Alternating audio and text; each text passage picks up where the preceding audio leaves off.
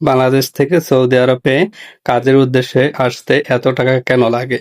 আর ভারত, নেপাল বা অন্য কোনো দেশ থেকে তুলনামূলক কম খরচে কিভাবে সৌদি আরবে আসে? এখানেই রয়েছে আসল প্রশ্ন।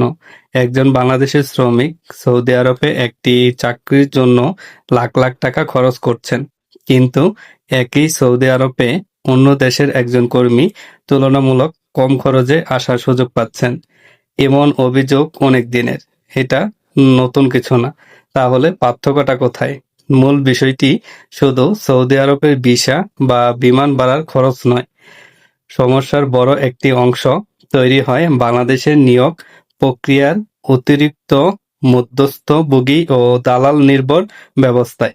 একজন কর্মী সরাসরি কোম্পানির সঙ্গে যুক্ত হওয়ার বদলে অনেক সময় একাধিক হাত ঘুরে নিয়োগ পান। একজন টাকা নেন, তারপর আরেকজন, তারপর আরেকজন, এভাবে চলতে থাকে। প্রতিটি ধাপে যদি কমিশন যোগ হয়, তাহলে শেষ পর্যন্ত সেই পুরো বোঝা গিয়ে পড়ে একজন সাধারণ শ্রমিকের কাঁধে।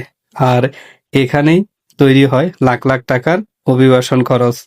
অন্যদিকে কিছু দেশের ক্ষেত্রে সরাসরি নিয়োগ, সংগঠিত রিক্রুটিং এজেন্ট, চ্যানেলের এবং কোম্পানি খরচ বহরের ব্যবস্থা থাকার কর্মীর নিজের পকেটের খরচ তুলনামূলক কম হতে পারে। সবচেয়ে বড় প্রশ্ন হলো, বাংলাদেশি শ্রমিকের কাছে থেকেই কেন এত বেশি টাকা নেওয়া হচ্ছে? একজন শ্রমিক বিদেশে যাওয়ার জন্য জমি বিক্রয় করেন, ঋণ করেন, পরিবারের সঞ্চয় শেষ করেন, তারপর সৌদি আরবে এসে বছরের পর বছর সেই ঋণ পরিশোধ করেন। অর্থাৎ বিদেশে যাওয়ার আগেই তার ভবিষ্যৎ আয়ের একটা বড় অংশ খরচ হয়ে যায়। তাই আসল লড়াই শুধু সৌদি ভিসা পাওয়ার লড়াই নয়। আসল লড়াই হলো কম খরচে স্বচ্ছ এবং সরাসরি বিদেশে যাওয়ার সুযোগ তৈরি করা।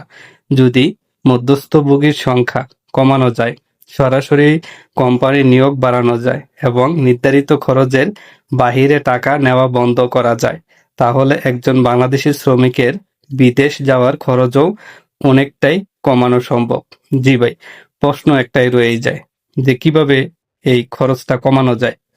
এই অতিরিক্ত খরচের বোঝা আর কতদিন বহন করবে বাংলাদেশের সাধারণ প্রবাসী শ্রমিক? আপনি বাংলাদেশ থেকে সৌদি আরবে আসতে কত টাকা খরচ করেছেন? কমেন্টে জানিয়ে নিন। সৌদি প্রবাসী নিউজ 24, তথ্য হোক সঠিক, প্রবাস হোক নিরাপদ। আল্লাহ হাফেজ, সবাই ভালো থাকবেন।